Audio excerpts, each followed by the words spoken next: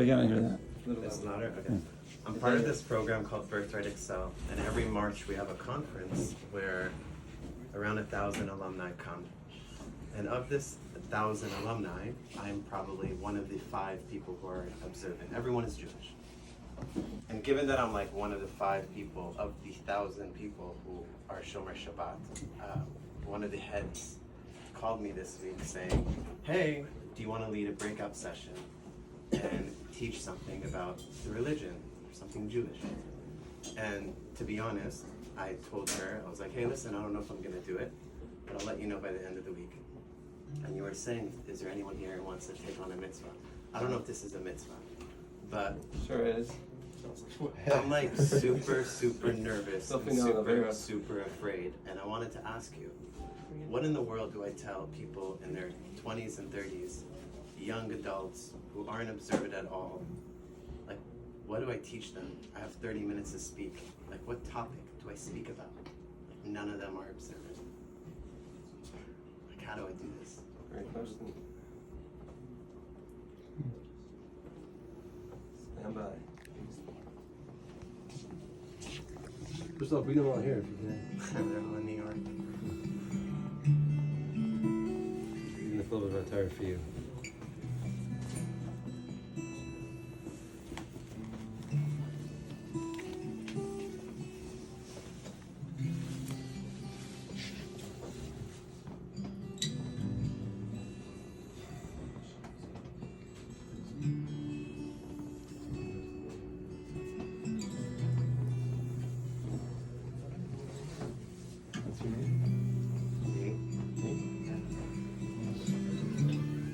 Definitely go for it. Take that opportunity.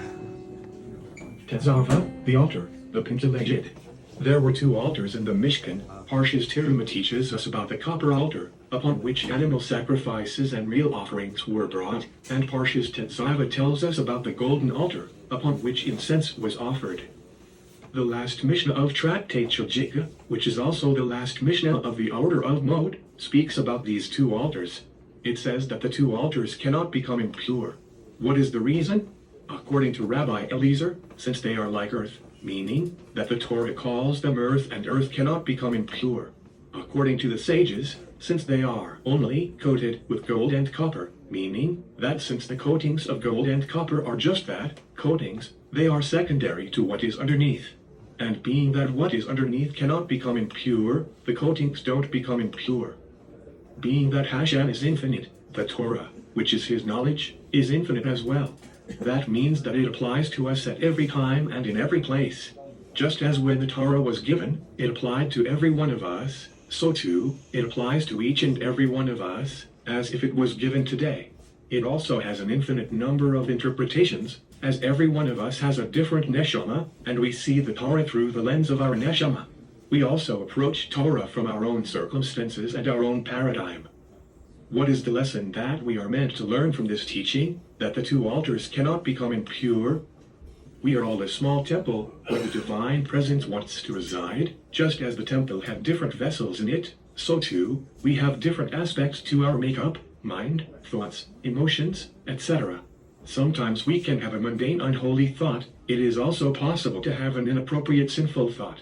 In other words, it is possible for one of the person's vessels, mind, thoughts, feelings, etc., to become impure.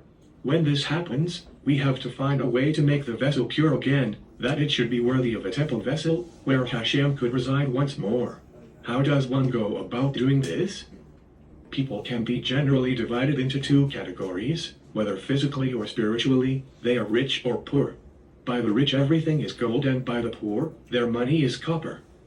Every Jew, irrespective of how he or she feels inside or acts on the outside, the essential Jew, the Pintelejid, can never be touched. It can never become impure. And that is the altar of the person, on which we sacrifice the evil inclination, and come closer to Hashem. When we connect with the Pintelejid, we become totally pure. Why do we become totally pure? Since they are like earth, and earth cannot become impure. What is the symbolism of earth? The earth is nullified before everyone, as we all trod on it. When we connect with the Pintelejid, we are totally nullified before Hashem, and as we say at least 3 times a day, and my soul should be like earth before all. When we are nullified, there is no self, there is only Hashem's will that is revealed in the Torah. Since they are like earth, are the words of Rabbi Eliezer ben Hyrcanus, who was known as Rabbi Eliezer Haggadol the Great, who was greater than all the sages of Israel together, and still he had no ego. As the Talmud tells us, he never said anything that he hadn't heard from his teachers. He was like earth, nullified before Hashem, and that was the path of service he taught his students to follow.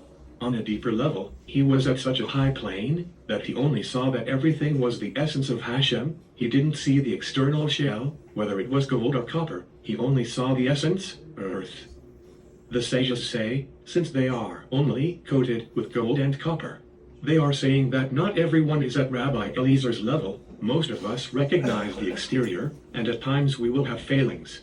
The wealthy see the gold, and they may be tempted to follow the desires that come with affluence, and the poor, all they have is copper, and they may be tempted to do something dishonest to get ahead.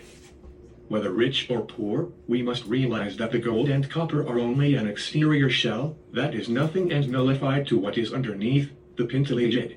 Ultimately we will come to realize this and to teshuvah, and we will merit to see the coming of Mashiach. May he come soon. Amen. Yeah?